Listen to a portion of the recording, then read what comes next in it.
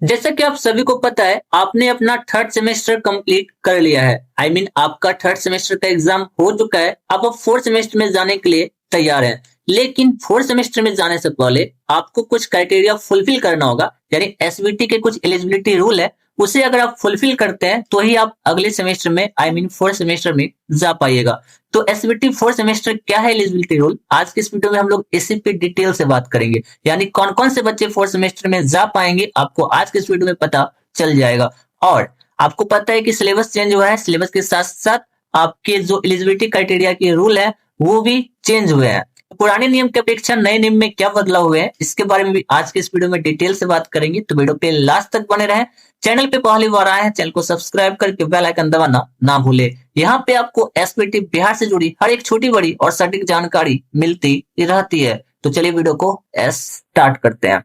तो जैसा कि आप अपने स्क्रीन पे देख सकते हैं, eligibility for semester fourth examination, यानी कि सेमेस्टर फोर्थ के फॉर्म फिलअप के लिए, सेमेस्टर फोर्थ में जाने के लिए आपको कौन कौन से नियम फॉलो करने होंगे या फिर क्या गाइडलाइन है, इसके बारे में हम लोग इस वीडियो में बात करेंगे। यहाँ पे देख सकते हैं 5 टर्म है। सबसे पहली चीज जो है, a student having failed in more than 2 theory या practical paper of semester third or remain absent in more than 2 theory or practical papers of semester third shall be declared failed। यानी अगर third semester में आपका 2 से ज्यादा carry है तो आप फोर्थ सेमेस्टर में नहीं जा पाइएगा।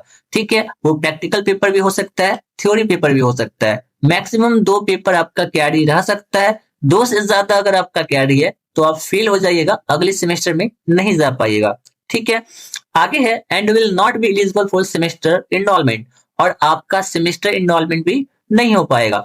आपने अपना थर्ड सेमेस्टर में इनरोलमेंट कंप्लीट किया होगा, अभी से लेके 6 सेमेस्टर तक हर एक सेमेस्टर में आपका सेमेस्टर इनरोलमेंट होता है। सेमेस्टर इनरोलमेंट कंप्लीट करने के बाद ही आप अपना एग्जामिनेशन फॉर्म फिलअप कर सकते हैं। ठीक है, और आपको पता है रिजल्ट आने के बाद पोर्टल ओपन होता है, जहां पे अपना नाम चेक कर सकते हैं कि आप अगले सेमेस्टर में एलिजिबल हुए हैं, अगले सेमेस्टर में गए हैं या फिर नहीं। Until the student passes in theory or practical paper of semester third or permitted with carry paper up to maximum 2 papers, यानी कि मैक्सिमम 2 पेपर के साथ, यानी अगर 2 पेपर आपका कैरी है तो आप अगले सेमेस्टर में जा सकते हैं। अगले सेमेस्टर में आपको प्रमोट कर दिया जाएगा, यानी कि आपके थर्ड सेमेस्टर में मैक्सिमम 2 पेपर कैरी रह सकते हैं, उससे ज्यादा आपका नहीं होना चाहिए।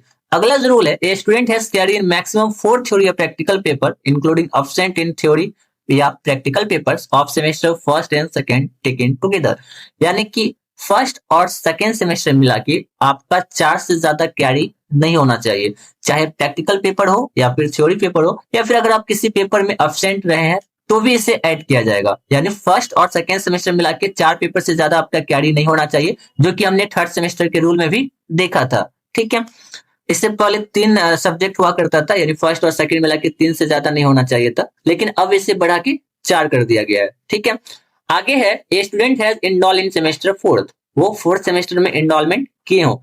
जैसा कि आपको याद होगा, पिछले दिनों ही कई सारे ऐसे बच्चे थे जिन्होंने 20-20 हजार 19-19 हजार भी अपना एनरोलमेंट का फी भरा था, जो कि बिल्कुल फ्री ऑफ कॉस्ट होता है। तो आपका एनरोलमेंट भी अपने सेमेस्टर में होना चाहिए, तो ये आप फॉर्म फिलअप कर सकते हैं। ठीक है, अब आप एलिजिबल हो जाइएगा तो ऑब्वियस सी बात है, एनरोलमेंट आप अपना कंप्लीट कीजिएगा ही। ठीक है, आगे है student has completed regular course of study of semester fourth, semester fourth वो पूरा कंप्लीट किए हो, यानी अपना पढ़ाई वो कंप्लीट कर लिए हो अपने कॉलेज में। ठीक है, यानी उनका एकेडमिक कंप्लीट हो। अगला जो लास्ट नियम है, इसमें बोला जा रहा है कि रूल 6 जो है उसे फुलफिल करना चाहिए जो स्टूडेंट फोर्थ सेम में है। अब बात रही रूल 6 क्या है, तो आगे हम लोग रूल 6 के बारे में बात करेंगे। जो बच्चे अभी तक चैनल को सब्सक्राइब नहीं किए हैं, चैनल को सब्सक्राइब कर लीजिए। वीडियो को लाइक अभी तक नहीं किए हैं तो वीडियो को लाइक भी जरूर कर दीजिए। तो चलिए आगे बात करते हैं हम लोग कि रूल 6 क्या है।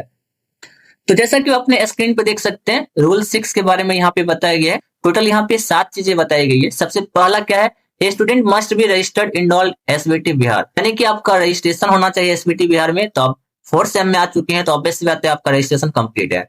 A student has maintain good conduct, यानी आपका बिहेवियर वगैरह सही होना चाहिए। आपने देखा होगा, पता नहीं आपको पता है कि नहीं, कि कुछ ऐसे कॉलेज हैं जैसे अररिया कॉलेज, ठीक है, कुछ दिनों ही पहले कुछ स्टूडेंट हमें कॉल किए थे, उनके मिसबिहेव की वजह से उन्हें फॉर्म फिलअप करने नहीं दिया गया और कॉलेज से भी आई थिंक उन्हें निकालने की बात चल रही है।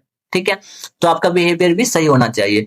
उसके बाद है अटेंडेंस के बारे में, तो हमने बहुत बार बात किया है। आपका 75% अटेंडेंस कंप्लीट हो, लेक्चर कंप्लीट हो, जो प्रैक्टिकल टर्म वर्क आपको आपके फैकल्टी के द्वारा मिलता है आपने उसे कंप्लीट कर लिया हो। ये भी यहाँ पे दिया गया है। ठीक है, आगे है student will be responsible fill up the online examination form as per schedule declared by board, यानी कि जो बच्चे हैं वो अपना फॉर्म फिलअप किए हो इस सेमेस्टर में, ऑब्वियस सी बात है जो बच्चे एलिजिबल होंगे वो फॉर्म फिलअप करेंगे तो ही वो एग्जामिनेशन फॉर्म भर सकते हैं। ठीक है, आगे है eligible candidate shall fill the examination form separately form इस सेमेस्टर ही या सी विशेष for appear in with separate board fee wherever applicable as per rule, यानी कि सेपरेट वो अपना फॉर्म फिलअप किए हो, आई मीन हो सकता है कि किन्हीं बच्चों का कैडी वगैरह रहता है तो सेपरेट वो अपना जो सेमेस्टर हो उनका फॉर्म फिलअप वो किए हैं।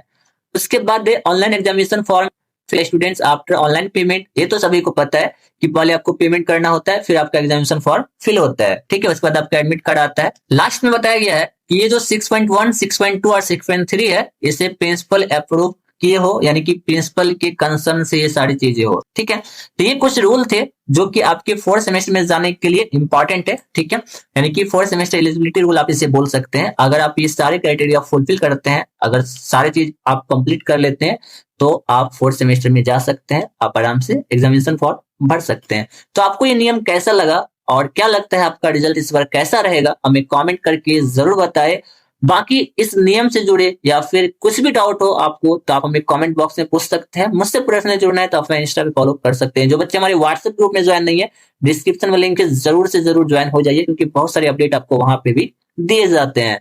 सो आई होप आज की वीडियो आपको पसंद आई हो। वीडियो पसंद आए वीडियो को लाइक कमेंट अपने दोस्तों के साथ शेयर करना ना भूले। तो चलिए मिलते हैं इस वीडियो में। Thanks for watching.